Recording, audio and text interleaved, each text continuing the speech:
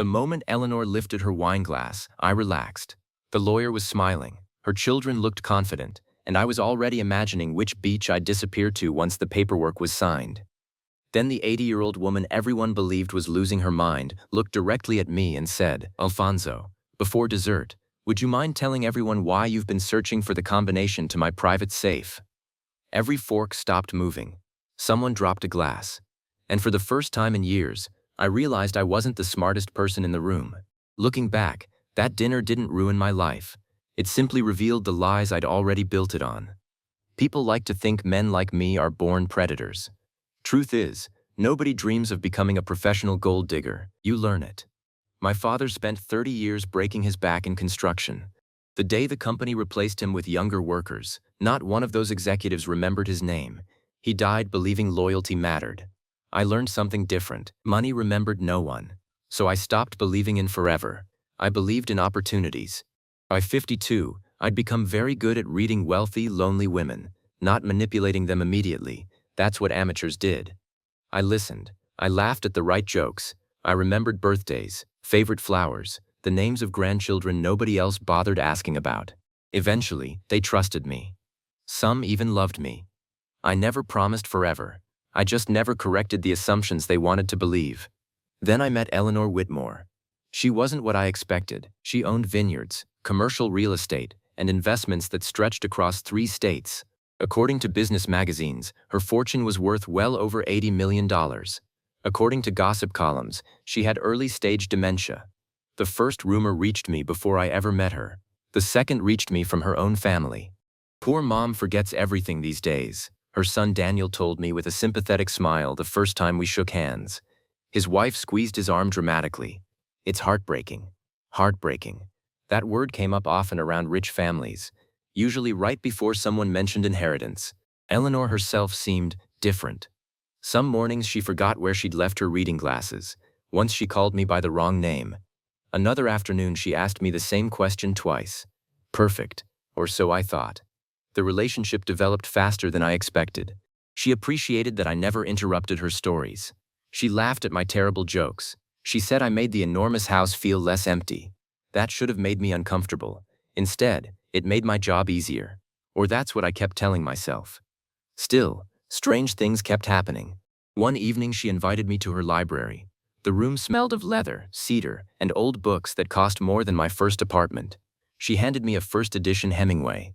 "You like first editions?" I asked. She smiled. "I like seeing whether people notice details." Odd answer. Then she casually placed the book upside down on the shelf. Every collector would know that damaged the spine. I reached over automatically and corrected it. She watched without saying a word, just watched. The next morning she forgot my birthday. That afternoon she accurately recited every stock she had purchased in 1998. It didn't fit, but people with dementia had good days and bad days.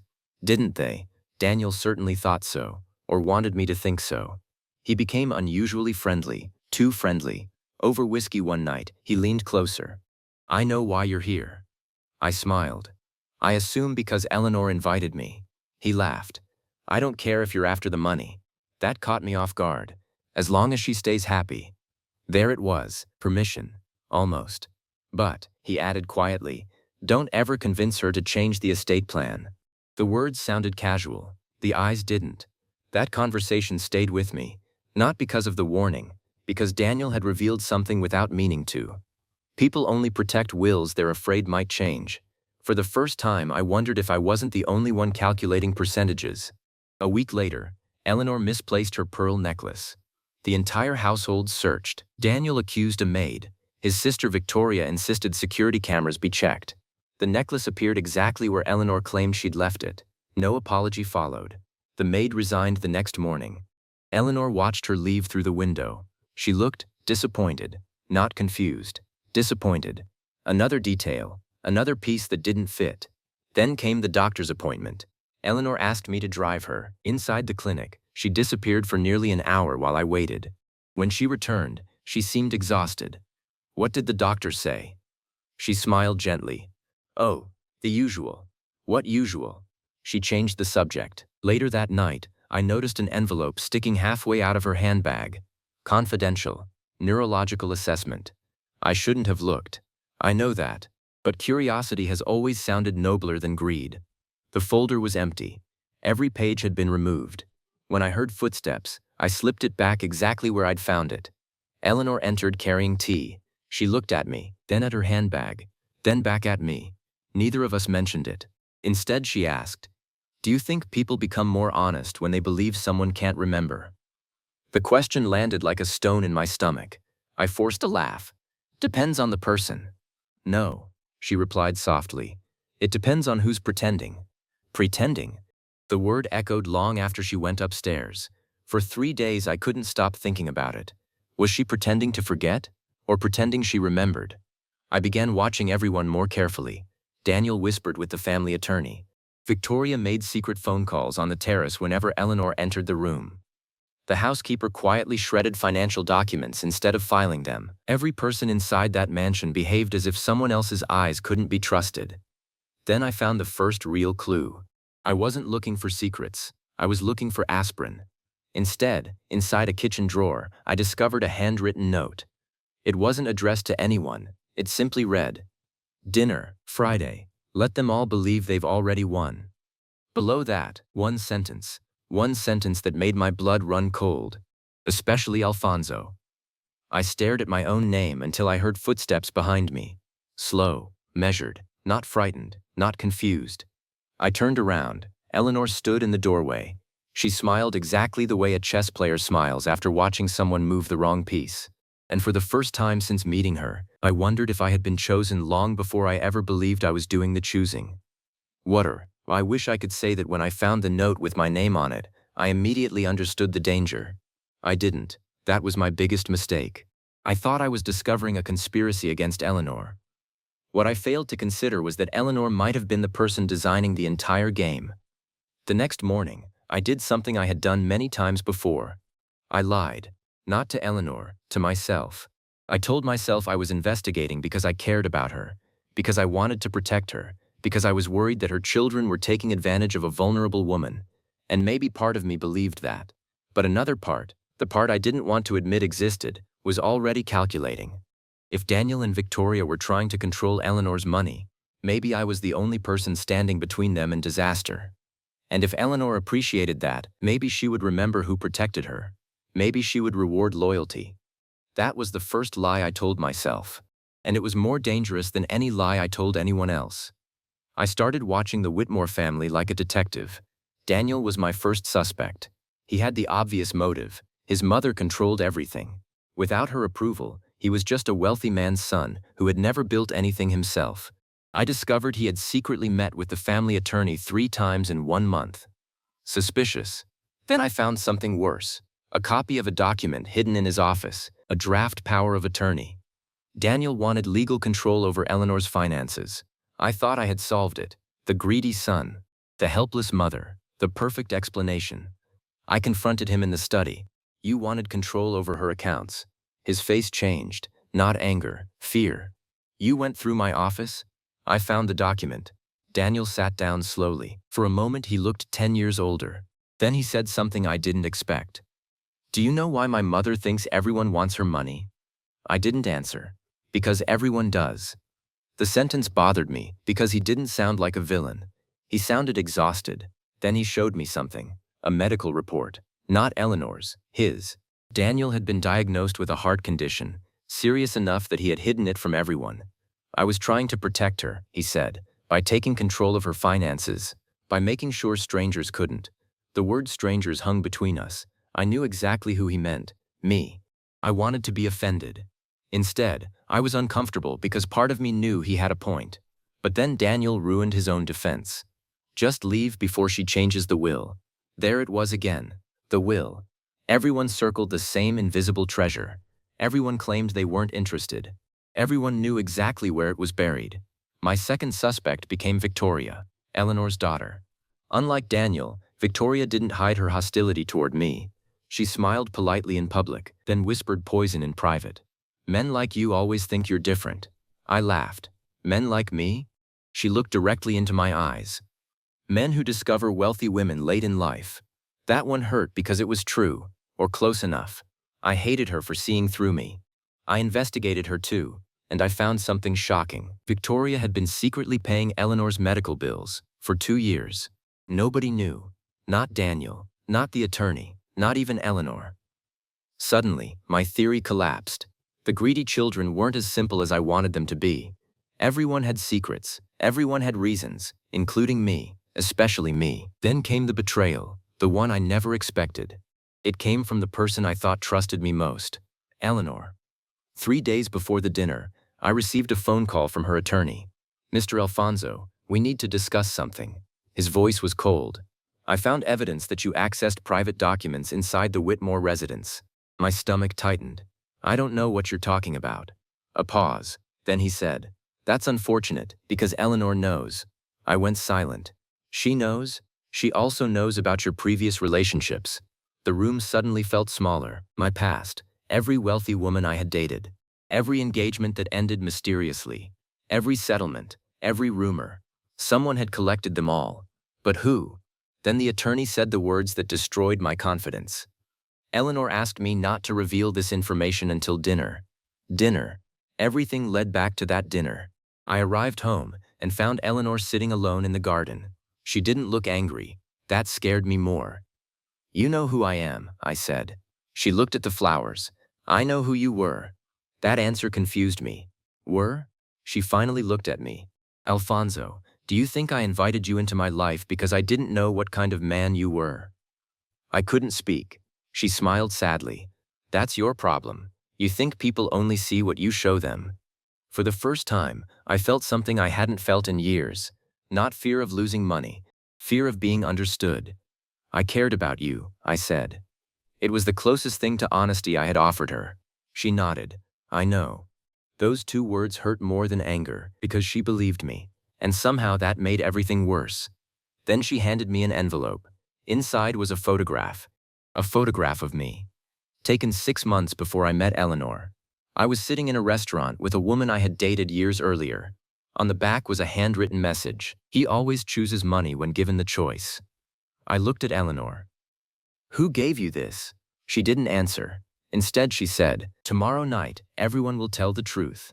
I opened my mouth, but she stopped me. "No, Alfonso." Her voice became softer. "Tomorrow night, everyone will tell the truth they want people to believe." Then she walked away, and that was when I realized something terrifying. I had spent my entire life studying people, learning their weaknesses, reading their desires, finding the lies hidden behind their smiles. But Eleanor Whitmore had done the same thing to me.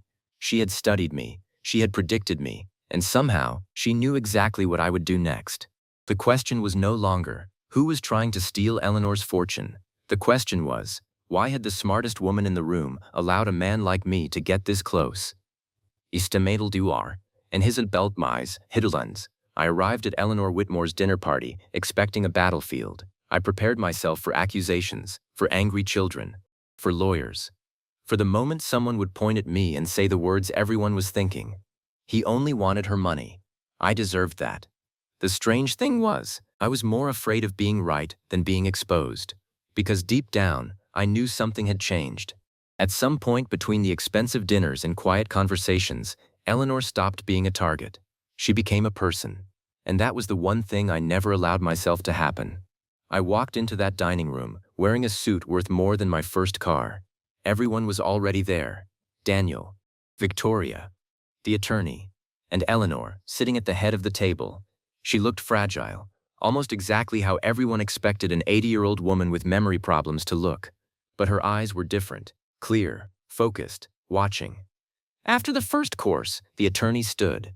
"Ladies and gentlemen, Eleanor has asked everyone to be present because she wants to clarify her final wishes." There it was, the moment everyone had been waiting for, the inheritance. Daniel straightened his posture. Victoria stopped touching her wineglass. I felt my own heartbeat, and I hated myself for it. Because even after everything, part of me was still waiting to hear my name attached to a fortune. Eleanor looked around the table. "For months, all of you have been making assumptions about me." Nobody spoke. "You assumed I was losing my mind." Her eyes moved to Daniel. "You assumed I was too weak to manage my own affairs." Then Victoria. "You assumed my decisions were based on emotion." Then finally, me. "And you assumed I didn't know who Alfonso really was." The room went silent. I felt every eye turn toward me. I could have denied everything. That was what I always did. A small smile, a reasonable explanation, a carefully constructed lie. But I was tired, so I said the only honest thing I had. "You're right." Daniel looked surprised. Victoria looked confused. Eleanor looked sad. "I did come into your life because of your money," I said. My voice sounded strange even to me. "I noticed your house before I noticed your loneliness. I noticed your investments before I noticed your pain." Nobody moved, but somewhere along the way, that changed. I looked at Eleanor, and I don't know exactly when. For the first time that evening, she looked away. That hurt more than anger. Then she opened the folder in front of her. "You want to know why I pretended to forget things?" Everyone froze. Pretended. The word changed everything. Eleanor smiled slightly. "I was never diagnosed with dementia." Daniel closed his eyes. Victoria whispered, "I knew it." The room exploded with questions, but Eleanor raised her hand. "After my husband died, people stopped seeing me. They saw my money." She looked at her children. My friends suddenly needed investments. Relatives suddenly remembered birthdays. Employees suddenly agreed with everything I said. Then she looked at me. And men suddenly became very interested in my company. I lowered my eyes. "I deserved that." "No," she said quietly. "You deserved to be tested." That surprised me. She explained everything. The missing necklace. The strange questions. The empty medical folder. The note. It was all part of a test. She wanted to know who people became when they thought she couldn't remember. Daniel wasn't trying to steal her fortune. He wanted control because he was afraid someone else would. Victoria hid the medical payments because she was ashamed she couldn't admit she loved her mother after years of arguments. The housekeeper shredded documents because Eleanor asked her to destroy old financial records containing private family information. Everyone looked guilty because everyone had lied. But not everyone had lied for the same reason. Then Eleanor revealed the part I never expected. The note I found in the kitchen. The one saying, "Especially Alfonso." She wrote it. I stared at her. "Why?" Her answer was simple. "Because you were the only one I couldn't read." I almost laughed. "Nobody had ever said that about me," she continued. "You were good at pretending to care." The words hit hard. But then something happened. She opened another folder. Inside was a photograph. Not the one I had seen before. A different one. Me sitting beside my father in a hospital room years earlier. I hadn't seen that picture in decades. "My investigator found your history," Eleanor said. "Not your dating history." She paused. "Your life." I swallowed. "Your father died alone because he refused help from people who cared about him." My hands tightened. "How do you know that?" "Because you told me." I didn't remember telling her, but I had, one night, after too much wine, after letting my guard down. I told her about my father, about poverty, about watching people disappear when money disappeared. Eleanor remembered, even when I thought she forgot. "I realized something," she said. "You weren't chasing money because you loved luxury." Her voice softened. "You were chasing money because you were terrified of becoming invisible." Nobody spoke, because she was right, and I hated that. My entire life had been built around proving I mattered. The houses, the women, the expensive watches, the image, all of it was a desperate message saying, "Look at me, I am worth something." Then came the final surprise. Eleanor had changed her will. Everyone expected war. Instead, she divided the fortune. Her children received portions, charities received portions, and I received nothing. At first I felt anger, then relief, because she had understood me better than I understood myself. But Eleanor wasn't finished. "You do receive something." The attorney handed me an envelope. Inside was a letter. No money, no property, just words. She wrote, "Alfonso, if you are reading this, it means you finally told the truth before losing everything." I had to stop reading, because my eyes burned. The greatest poverty is not having no money. It is believing money is the only thing that can save you. I folded the letter. For once, I had nothing clever to say, nothing charming, nothing calculated. I simply sat there, a man who had spent decades convincing everyone he was impossible to hurt, finally admitting he was. 6 months later, Eleanor sold most of her businesses and moved closer to the ocean. Daniel repaired his relationship with her. Victoria finally told her mother she loved her without needing a crisis as an excuse. And me? I left the world I knew, No more wealthy women, no more pretending. I started a small consulting business, helping older people protect themselves from financial manipulation. The irony wasn't lost on me. The man who spent years manipulating trust was now teaching people how to protect theirs. I still visit Eleanor, we drink coffee, we argue. She still beats me at chess, every single time. One afternoon I asked her something. Did you ever love me? She looked at me for a long moment, then smiled. I loved the man you could become. I looked out at the ocean, because the hardest truth I ever learned was this: Eleanor was never the woman I fooled. She was the woman who saw exactly who I was and waited to see if I was brave enough to change. Alfonso spent his life believing people only valued him for what he could provide. But the greatest lesson he learned was that the person who sees your worst choices and still challenges you to become better is worth more than any fortune. Do you think Eleanor was right to test Alfonso and expose him at dinner, or was she manipulating him just like he manipulated others? Who was the real victim in this story? Real victim in this story. Real victim in this story.